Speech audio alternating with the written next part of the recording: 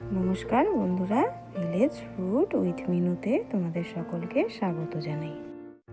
আজকে আমি তৈরি করে দেখাবো শীতের একটি অন্যতম প্রধান সবজি ফুলকপি দিয়ে আর আলু দিয়ে রুই মাছের ঝোলের একটি অসাধারণ রেসিপিটি দেখার আগে যারা যারা আমার চ্যানেলটি সাবস্ক্রাইব করনি তারা প্লিজ চ্যানেলটি সাবস্ক্রাইব করে নিও। ফুলকপি আলুর তরকারি করার জন্য আমি এখানে ফুলকপিগুলোকে কেটে ভালো করে ধুয়ে নিয়েছি। এবার দেখো ফুলকপিগুলোকে কিন্তু আমি গরম জলে একটুখানি ভাপিয়ে নেব, তাহলে কিন্তু এই কাঁচা গন্ধটা চলে যায়। তারপর দেখো ওই কড়াইতেই কিন্তু আমি দিয়ে দেবো সামান্য পরিমাণ সাদা তেল। তোমরা কিন্তু চাইলে সর্ষের তেলও দিতে পারো। এবার কিন্তু আমি ফুলকপির টুকরোগুলোকে হালকা করে একটু ভেজে নেব। তার মধ্যে দিয়ে দেবো সামান্য পরিমাণ লবণ আর একটুখানি হলুদ। লবণ আর হলুদ দিয়ে ফুলকপিটাকে কিন্তু একটু ভেজে নেব, তারপর ভেজে এটাকে নামিয়ে নেব। দেখো ফুলকপিটা কিন্তু ভাজা হয়ে গেছে, আমি কিন্তু এটাকে নামিয়ে নিয়েছি। এবার ওই কড়াইতেই কিন্তু আমি আলুগুলোকেও একটুখানি ভেজে নেব। আর এই আলুটা কিন্তু আমি অল্প একটু সেদ্ধ করে রেখেছিলাম, যাতে তরকারির করার সময় আর বেশি সেদ্ধ করতে না হয়। আলুতেও কিন্তু আমি একটুখানি লবণ আর হলুদ দিয়ে দিলাম। তারপর দেখো ওই কড়াইতেই আমি দিয়ে দেবো সর্ষের তেল। আর এই রান্নাটা কিন্তু আমি সর্ষের তেলেই করব। আর তারপর ফোড়নে দিয়ে দিলাম একটা গোটা শুকনো লঙ্কা, তেজপাতা, গোটা জিরে আর দিয়ে দিলাম পেঁয়াজটা দিয়ে কিন্তু হালকা করে একটু লাল করে ভেজে নেব।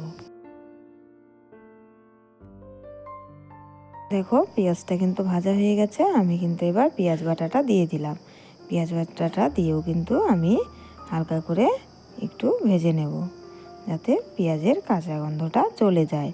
তারপর দেখো এটা কিন্তু আমার ভাজা হয়ে গেছে, আমি দিয়ে দিলাম আদা আর জিরে বাটা আর দিয়ে দিলাম লঙ্কা গুঁড়ো। এটা দেওয়াতে কিন্তু রঙটাও ভালো হবে আর কিন্তু ঝালও হবে।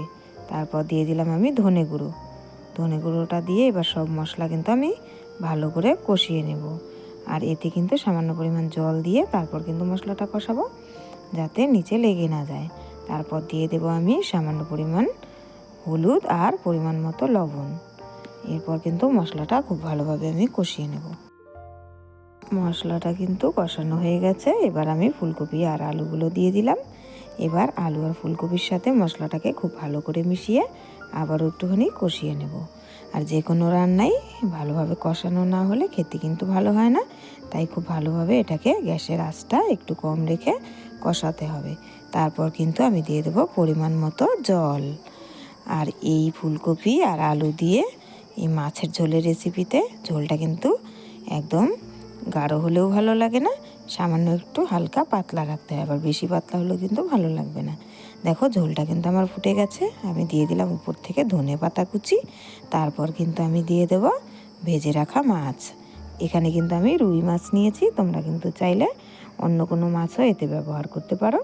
তারপর কিন্তু গ্যাসের আঁচটা একদম কম রেখে একটুখানি রান্না করে দেখো আমি নামিয়ে নিলাম রুই মাছের ঝোল ফুলকপি আলু দিয়ে।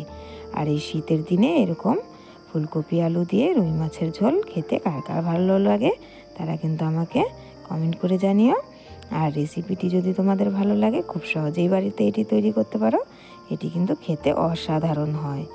রেসিপিটি ভালো লাগলে ভিডিওটিতে প্লিজ একটি লাইক করো আর চ্যানেলটি প্লিজ সাবস্ক্রাইব করে আমার সঙ্গে থেকো আরও এরকম ভালো ভালো রেসিপি দেখার জন্য।